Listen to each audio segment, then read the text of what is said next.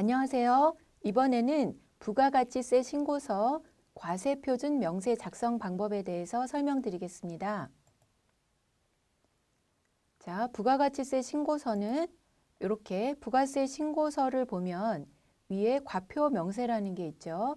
이 과표 명세를 클릭하면 이렇게 과세표준 명세를 이렇게 업종별로 작성하도록 하는 이 란이 있습니다. 이 부분에 대해서 지금 설명을 드리는 건데요. 자, 이 과표 명세에는 일단 수익 금액을 업종별로 구분해서 입력을 하도록 되어 있고요. 또 수익 금액이 아닌데 부가세 과세 표준에는 포함되어 있는, 그래서 수익 금액에는 제외해야 되는 그런 금액을 구분해서 입력하도록 되어 있습니다. 그리고 과세와 면세가 동시에 있는 겸용사업자인 경우에는 면세사업 수익 금액을 별도로 기재하도록 되어 있는데 이 면세사업의 업종을 확인하는 부분에 대해서도 말씀드리겠습니다. 자, 부가가치세 신고서에 이 과표 명세를 클릭해서 이 과세표준 명세를 마무리해서 신고서를 마감하게 되는데요. 일단 이 윗부분이 과세표준, 부가세 과세가 되는 과세표준 명세이고요. 이 밑에 부분이 면세사업 수익금액 부분입니다. 이 위에 과세표준 명세를 보면 업태와 종목, 그리고 업종 코드, 그리고 금액란이 있습니다. 자, 그러면 이 과세표준에서 이게 업종이 지금 이 회사는 세 가지의 업종이 있습니다. 그래서 이 회사는 지금 세 가지의 업종 사업을 하고 있는데 부가세 신고서를 작성한 후에는 부가세 과세표준의 합계를 이렇게 업종별로 구분해서 각 업종별 부가세 금액, 과세표준이 얼마인지, 수익 금액이 얼마인지를 이렇게 구분 기재해서 신고를 해야 합니다. 이렇게 부가세 과세표준이 업종별 수익 금액으로 구분이 되기 위해서는 여러분들이 메인 매출 전표 입력을 할 때 매출 계정을 각각 세 가지로 별도로 사용해야 이렇게 매출 계정별로 합계를 내서 여기 금액이 표시가 됩니다. 그래서 예를 들면 이 회사는 손익계산서를 보면 매출이 이렇게 세 가지의 손익 계정 과목으로 구분되어 있습니다. 상품 매출, 서비스 수입, 프로젝트 수입, 이렇게 세 가지의 매출 계정을 쓰고 있어서 부가세 매출 입력을 하면서 이 세 가지의 매출 계정을 쓴 대로 이 금액이 집계가 됩니다. 그러면 이 세 가지 중에 어떤 게 어떤 업종 코드에 해당하는지는 여러분께서 수동으로 입력을 하면서 조정을 해주셔야 되는 부분입니다. 그래서 첫째 줄에 있는 게 도소매업이다, 오파, 그리고 두 번째 거가 출판 영상 방송 통신 업종이다 라고 하면 이렇게 업종을 구분해서 업종 코드를 입력을 하시고, 그다음에 세 번째는 도소매, 도매 화섬 직물이다 라고 하면 그 해당 업종 코드를 입력을 해주시면 됩니다. 자, 이 업종 코드를 구분하는 거에 대한 중요성을 별로 생각하지 않는 분이 있을 수도 있는데요. 법인 사업자인 경우에는 크게 문제가 안 될 수 있는데 개인 사업자인 경우에는 여기 부가세 신고서에 신고한 업종 코드별로 5월 달에 소득세 신고 안내문이 나가고요. 거기에 각 업종 코드별로 이 사업자의 수익 금액이 얼마인지가 나오고 그 옆에 해당되는 업종의 단순 경비율과 기준 경비율 등이 나옵니다.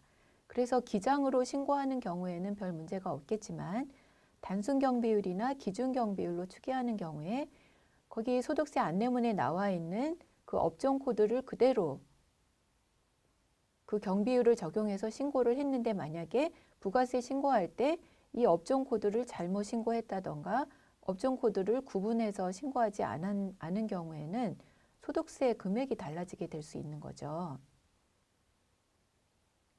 그리고 단순 경비율 대상자인지 기준 경비율 대상자인지 또는 간편이나 복식부기 의무자 등을 구분할 때도 이 업종에 따라서 기준 금액이 달라질 수 있기 때문에 부가세 신고할 때부터 이 업종 코드를 정확하게 구분해서 신고해 주시는 게 중요합니다.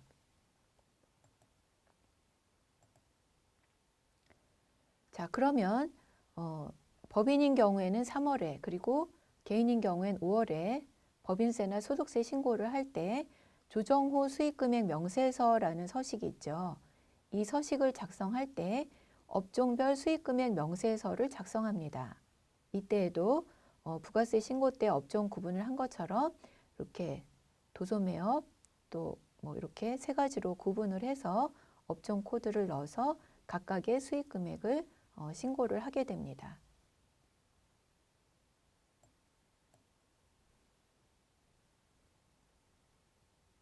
자, 다음에는 수익금액 제외되는 금액을 구분해서 입력하는 방법에 대해서 말씀드리겠습니다. 자, 여기 과세표준 명세의 하단에 보면 수익금액 제외라는 게 있습니다. 그래서 이 회사는 수익금액은 운수업, 단 하나의 업종을 하고 있어서 수익금액은 하나의 업종으로 입력이 됐는데 밑에 수익금액 제외의 금액이 이렇게 표시되어 있습니다. 이 수익금액 제외의 금액은 자동으로 이렇게 반영이 되는데 프로그램이 어떻게 알고 수익금액 제외로 이 금액을 반영해 주냐면 여러분이 이 매입매출 전표 입력을 할 때 만약에 차량 매각건이다라고 하면 분개할 때 그 운수업 매출 계정을 쓰지 않고 차량 운반구 계정을 대변해서 쓸 거예요. 그래서 매출 계정이 아닌 다른 종류의 계정이 대변에 입력되었을 때 이거는 수익금액이 아니구나 라고 프로그램이 판단을 해서 수익금액 제외 쪽으로 금액을 이렇게 집계해 줍니다. 그러면 여러분은 어떤 건이 수익금액 제외가 됐는지 확인해서 수익금액 제외가 된 사유가 뭐 차량 매각이다 또는 뭐 간주임대료다 등등 사유를 파악해서 여기에 그 사유를 입력해 주시면 됩니다. 자, 최근에 그 개인 사업자는 복식부기 의무자가 만약에 그 업무용 승용차를 매각했다라고 하면 그 복식부기 의무자가 업무용 승용차를 매각한 금액은 이제 수익금액에 포함하도록 그렇게 되어 있습니다. 그래서 법인 사업자나 개인 사업자 중 간편장부 대상자는 상관없지만 개인 사업자인 복식부기 의무자가 만약에 업무용 승용차를 매각했다라고 하면 그 경우에는 그 금액을 수익금액 제외에 넣지 마시고 이 위에 수익금액 포함되는 이쪽으로 해서 여러분이 신고를 해 주셔야 나중에 뭐 성실신고 대상 여부 판단이라든가 간편장부 또는 복식부기 의무 판단할 때 이 업무용 승용차 매각 대금을 포함해서 판단하기 때문에 개인 사업자인 복식부기 의무자는 업무용 승용차 매각 대금을 수익금액 제외가 아니라 이 수익금액 쪽으로 포함해서 신고를 해 주셔야 합니다. 자, 이렇게 수익금액 제외로 신고한 금액이 있는 경우에 법인세나 소득세 신고를 하면서 조정 후 수익금액 명세서를 작성할 때 이렇게 과세표준과 수익금액의 차액 검토라는 탭이 있습니다. 여기에서 부가가치세 과세표준 신고된 금액이 자동으로 이렇게 불러와지고요. 그 다음에 수익금액에 포함되는 금액이 또 앞에 신고한 서식에서 자동으로 반영이 됩니다. 그러면 부가세 과세표준과 조정 후 수익금액을 비교해서 이 차액이 이렇게 발생이 되는데 이 차액 1억 6,900은 예를 들면 밑에서 이 수익금액과의 차액 내역을 각 항목별로 찾아서 이게 고정자산을 매각해서 그렇다라고 하면 그 차액을 고정자산 매각액 쪽으로 이렇게 입력을 해서 이 조정 후 수익금액 명세서를 작성하십니다. 그래서 부가세 신고할 때부터 이 수익금액 제외를 정확하게 표시를 해 주셔야 부가세 신고서를 확인하면서 이 서식을 작성하실 수가 있습니다. 자, 다음에는 과세사업과 면세사업이 같이 있는 사업자인 경우에는 이렇게 상단에는 부가세 과세되는 과세표준, 그래서 수익금액이 여기 표시되고 하단에는 면세사업 금액이 표시가 되는데요. 이 면세사업에 대한 업종이 과세사업과 면세사업의 업종이 동일한 경우도 있을 수 있지만 동일하지 않은 경우도 있습니다. 그럴 때는 이 업종은 회사 등록에 있는 그 업종 코드가 자동으로 반영되기 때문에 그 자동으로 반영된 업종 코드와 다른 업종 코드에 대해서는 여러분이 수작업으로 해당되는 업종을 변경해서 해주셔야겠습니다.